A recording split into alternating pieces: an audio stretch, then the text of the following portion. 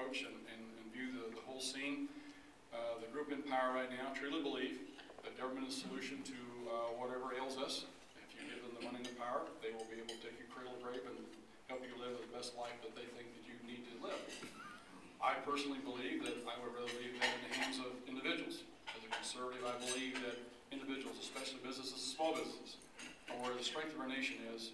And if you give them the opportunities to grow their families, grow their businesses, our economy will be very successful, and we'll have all the tax revenue we need to perform all of the works and defend our country and all the things we need to do as a nation. So there's two different philosophies right now at war, basically, D.C., not gun-wise, but obviously words back and forth-wise. And that is what's going on. And as a result, you see it played out excuse me, in the headlines every night. And there's struggles to and fro as to the policies that are being promoted by the administration and the alternatives that are being promoted and offered by conservatives. It's not a Democrat-Republican issue. It's a liberal versus conservative issue. And if we're fair about the analysis of it, that's where it's at. So, you know, I'd like to open it up for questions here in a few minutes. I don't want to talk all the time. I want to hear what your concerns are and be able to address those from the standpoint that last night I was well, let me back up. Over the last several months since I've been in office, every chance I get, I come home. I'm home almost every weekend. And as I go around the district every weekend, and this Easter recess for us this week and next week, I'm on the road 4 out of 5 days every week. I'm talking to lots of folks, especially small business people. And when I talk to those folks, there's some grave concerns. In my 12 years of public service, to be quite frank, I have never seen the level of involvement, the level of attention, the level of being informed, the level of anger, the level of angst for what's going on in D.C., and especially among small business people. The administration, the way they're forming their policy, I tell small business people, when you go home tonight, take your jacket off, turn around the mirror, you have a huge target on your back.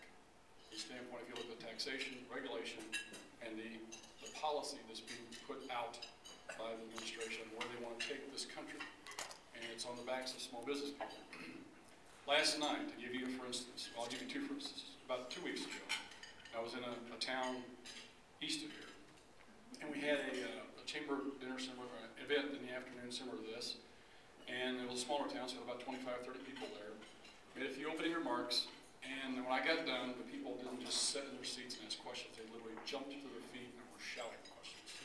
They were that upset and that intense about what was going on. Last night, I was in Lewis Creek, Missouri, which is a little town east of Jeff City, less than 200 people, and they had 150 small business people show up last night at a small business forum from all the surrounding communities around it. There's that much interest in what's going on and how it's going to affect them. The level of, again, concern and frustration at seeing some of the policies that's being put out has got them totally uproar. It's just, I've never seen anything like it. Again, in my 12 years of public service, I have never seen anything like this at all. It's unbelievable. But it's good from the standpoint that people need to be engaged. You need to be informed. And informed electorate is the best way we can have the best government we can possibly have. Because in the day, whenever they are informed, they will be able to go back and contact the legislators and get the best policy. They're engaged from the standpoint that their associations are provided the information and the support it takes to get issues brought to the forefront and resolved in the legislative arena. And I think it's the best thing we can have for our country, for everybody to finally get engaged. And this level of apathy that's been there for years and years is slowly fading from us. So I'm going to open up for questions here because I think there's just a lot of things you may want to talk about. You know, the stimulus package, the budget that is presently structured, the credit markets, national defense, all those issues are on the table. I'd be glad to give you just a little few words on each one of them, or we can go in depth on any of those questions. But I'd rather hear from you, because in the day,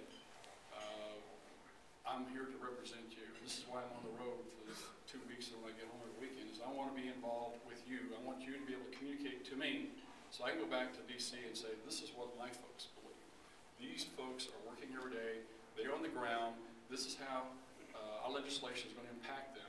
so then I can take the message back. I serve on the Small Business Committee, which is a great venue for being able to hear the different concerns of small business especially, and be able to be impactful toward trying to resolve some of the problems. So with that,